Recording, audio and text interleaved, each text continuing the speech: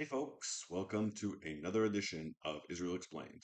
Today we will be talking about the um, schism in the cabinet. It seems like we're always talking about some schism in Israeli society or politics because there's so much division. So yesterday there was a cabinet debate, a security cabinet debate, and like every single one of these debates, it turned into a shit show. There's really no other word for it. In some ways, this was probably the worst one, although I can think of a couple of other great candidates. So let's talk a little bit about what that debate was about and the context in which it happened. When I saw the breaking story that there had been a massive flare up in the cabinet meeting last night, I wasn't surprised. But I was surprised at the topic. You see, the topic was supposed to be the day after, something I've talked about in this YouTube channel several times already. And I was looking forward to seeing what would happen with the new paper that Gallant had put out. When I heard there was a blow up, I immediately assumed it was about that. I even tweeted that and then saw it was wrong and took it down. Turned out the fight was about something completely different.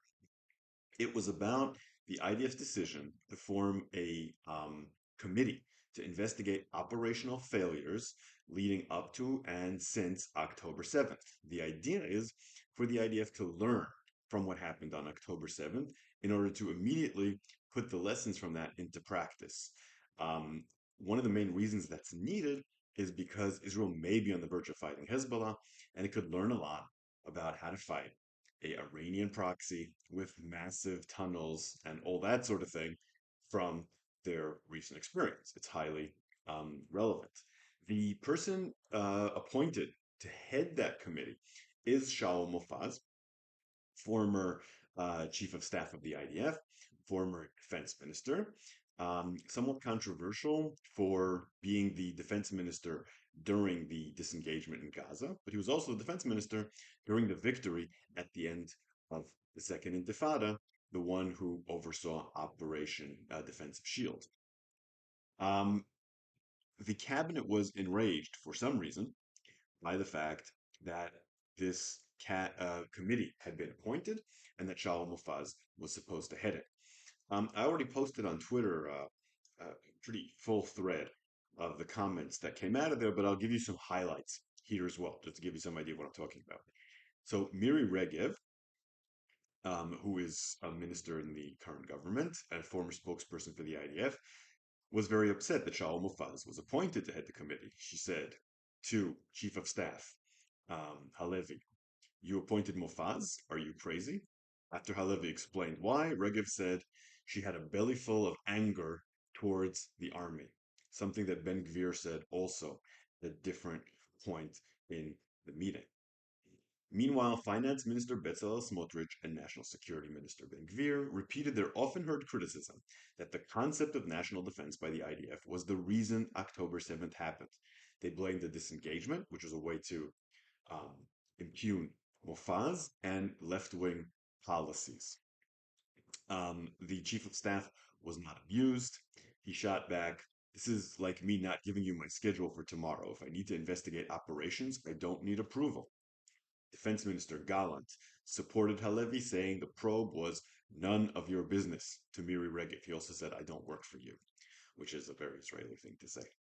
Um, at another point in the meeting, Benny Gantz, the former head of the opposition, now part of the unity government, cursed several of the ministers and said that they don't understand what this investigation is about and that they should leave it alone. At the end of the meeting, instead of backing the chief of staff, Gantz, and his defense minister, Netanyahu said to Halevi, to the chief of staff, "Sometimes you need to listen to the ministers," and added, "Think carefully before you respond to ministers. We need to stop now. We'll continue another time." Um, all that to imply that the problem here was Halevi and not the ministers who were going after the military in the middle of this operation. The defense minister, Yoav Gallant, gave a statement after the story was leaked, saying, quote, "The people of Israel are lucky to have a brave and level-headed chief of staff during a difficult war.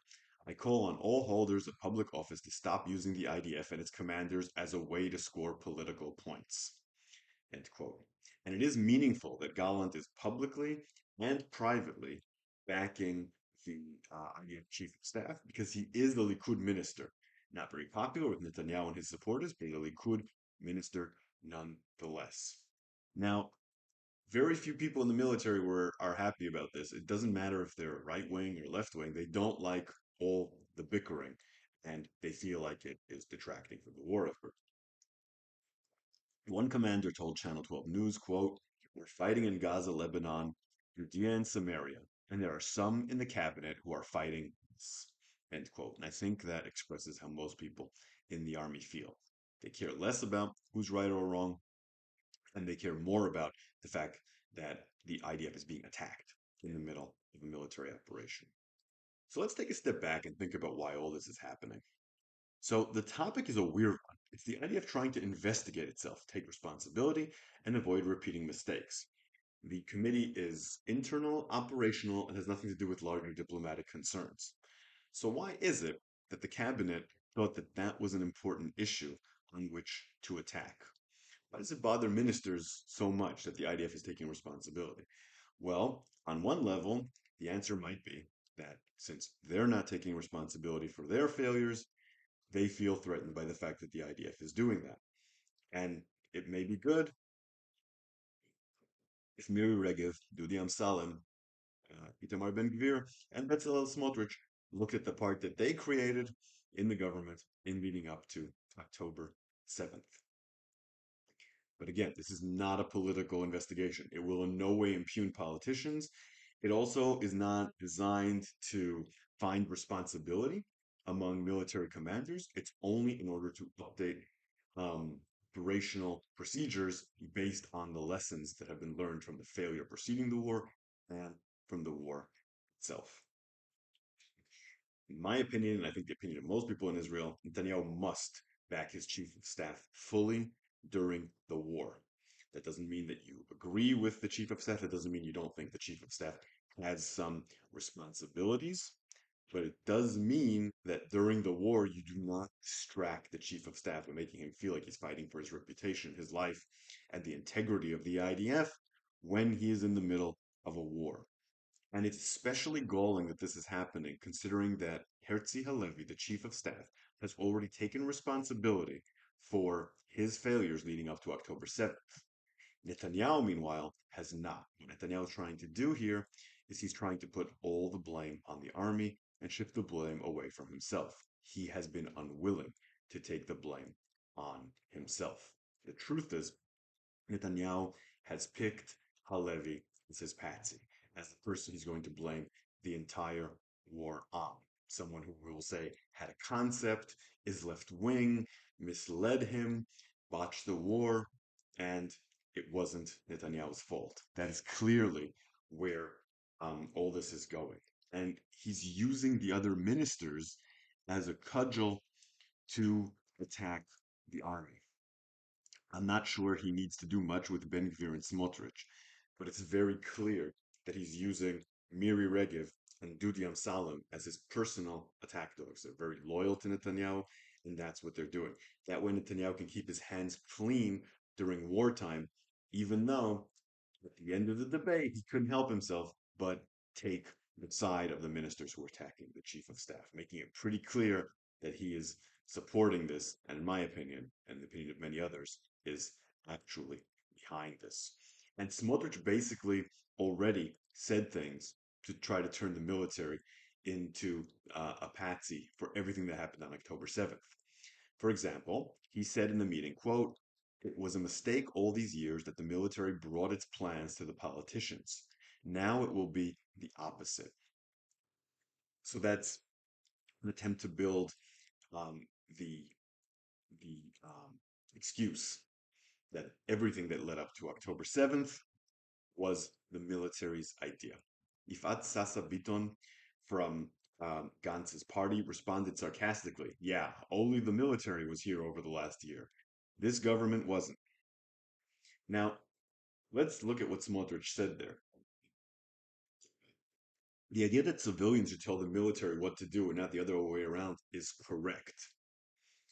But he's implying that all the mistakes leading up to the war can be chalked up to the functioning of the IDF. That is clearly untrue. Ultimately, the orders are given by Netanyahu. Netanyahu has often told the military that he disagrees with them on these issues that now he's calling the conception. He agreed with the military. And furthermore, Netanyahu had been there for far longer than any of the military commanders. Therefore, it's easy to argue that he had more responsibility than any of them did. What you certainly can't argue is that he doesn't have any responsibility at all. Gantz called what happened an attack due to political motives in the midst of war. And though Gantz is certainly not a neutral party here, it's hard to disagree with that being the case. Now, this puts Gallant in a terrible situation. He feels, and rightfully so, that this government is politically handling the war terribly and is impugning the military and undermining its fighting capabilities at every turn. But he also feels that if he leaves the government, there will be no one left to defend the army. Gantz has taken this very personally. At least twice, according to the leaks, he's put his arm on Halevi when he was being attacked. As a former chief of staff, he feels the credibility of the IDF and the position of Halevi personally. He's afraid that if his party leaves, it will be Gallant alone trying to uphold the honor and the effectiveness of the IDF, and he may not be able to do that. So, on one hand, he's strengthening the government doing all these things. On the other hand, he feels like if he's not there, things will actually get worse. And here's another terrible part of this. Remember how I started this video. This meeting was supposed to be about the day after. The entire meeting ended up dealing with, for no apparent reason, the IDF's decision to investigate its operational plans, which is not even a political issue. I can't help but think that that was an intentional attempt to sabotage the talks about an absolutely crucial element in the war in order to score political points. Netanyahu can't win if there's a debate about the day after. That's why he's delayed it so much. If he goes after the plan and negates it, he will have a price to pay with the United States. If he supports the plan, he'll have a price to pay with his coalition partners. He can't win. He'd rather not have that debate occur, which is one of the major reasons that I think that this was a trap set ahead of time by Netanyahu and his ministers. One of the most um, horrifying things about this whole thing was the attempt to impugn Mufaz, especially by people who have not served in the military, like Ben Gvir, or have had very shady service in the military, like Dudi Amsalam. The nerve of people like that in attacking the man who defeated terrorism in the Second Intifada and Operation Defensive Shield is staggering. And unfortunately, we've already seen that this tactic of attacking Halevi every time he goes to the cabinet is habit. It happens every time. This one might have been the fiercest one, but there have been others. Several members of the cabinet have told media outlets, including members of the Likud, that they feel that this is a intentional ambush and policy to constantly impugn the chief of staff even when the topics are unrelated or unimportant like this. This is not an important topic. The IDF is doing an operational investigation. This is not a political issue. This is an ambush. Now, why does this matter? It's political bickering. It sucks. But why does this matter? There's a few reasons this really matters. First of all, let's look at the most obvious one, the leaks. People are leaking everything from this meeting. Early on, the leaks were all, it seemed, coming from people like Ben Gvir and Miri Regev. Now I'm getting a different picture. I'm seeing leaks that make both sides look good. By the way, that's how I figure out who made leaks. I do know a couple of journalists who, and I've been told once or twice who did the leak, but usually I don't know. So how do I figure out who did the leak? Well, the best way I can do that is figure out who benefits from the leak. Who looks good in front of their constituents, not in reality. Who looks good from the exchange that has been leaked? That way you can usually figure out who leaked it. It's usually the individual who looks good or their allies or whoever they made look good. Um, if you look at the leaks from this meeting, there are some that make Ben-Gvir look good by his terrible standards. There's some that make Gantz look good. I think everyone's leaking. Why? Because if one side's leaking to make them look good, the other side also wants to look good. The end result of that is, of course, the security threat. These are issues of national security. Even the fact that the cabinet is fighting like this is a matter of national security. This is great information for Hamas to know that the cabinet is not functioning. It also, and this may be more important, stops the chief of staff and the army from bringing sensitive information to the cabinet because the cabinet's going to leak it. So that means that the government is not informed. And it also means that Halevi might be hiding information in order to protect his reputation because his blood is being shed in these meetings. That's sort of from Hebrew, shofchim et damo. He's being attacked from every angle, is what that means. We're not that far from the army starting to hit back at ministers. Every time the IDF spokesperson, Hagari, and others talk, they say, we're not in politics. We're not going to talk about cabinet leaks. How long can they keep up that position when the IDF is being attacked so much in the middle of a war? How long before they start hitting back? How long before the IDF gets sucked into the political mud?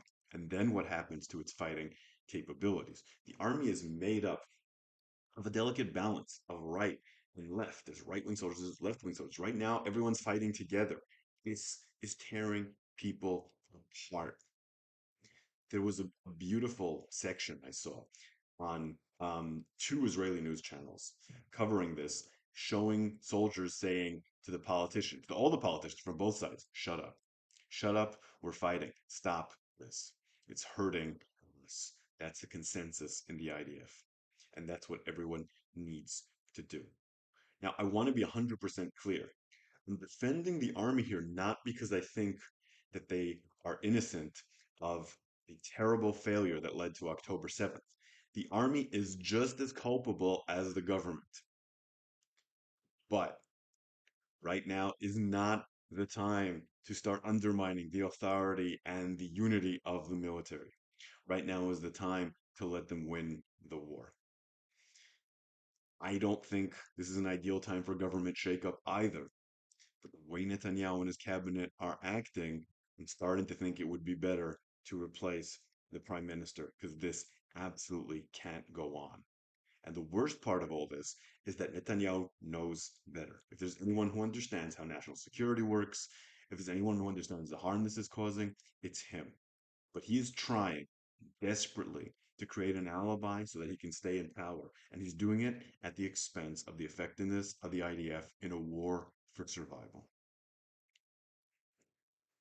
Anyway, I don't usually feel these um, videos this emotionally, but this one is really getting to me.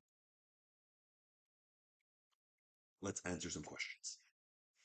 Abby Pinsker asks, does the plan speak to how Israel might want UNRWA to engage, or does Israel not really get a say in that? So that's a very good question. Technically, Israel doesn't have a say in that. It's a mandate made by the UN to take care of the refugees from 1948 and then again 1967 war. But that doesn't change the fact that Israel is controlling Gaza on the ground. So if Israel says, we don't want that UN agency in Gaza, there is really no way to force Israel to do that. And you know what? Israel should do that. Israel should get rid of them in Gaza. I've always had mixed feelings about that organization. I've always thought that they did some good work in caring for refugees, and that's important. But basically, they've become a terror supporting organization. Many of their workers are terrorists, or at least help the infrastructure of terrorism, or at best allow the facilities to be used for terrorist purposes. It needs to stop. It needs to be dismantled. It's very hard to dismantle that in the West Bank because you would have to go into refugee camps, take them over, etc. But you can do it in Gaza. by just not letting them back in. And I think Israel should, and I have a feeling Israel will. The That organization has whatever terrible reputation had Israel before the war. Now it's even worse. I don't think Israel wants to put up with them anymore.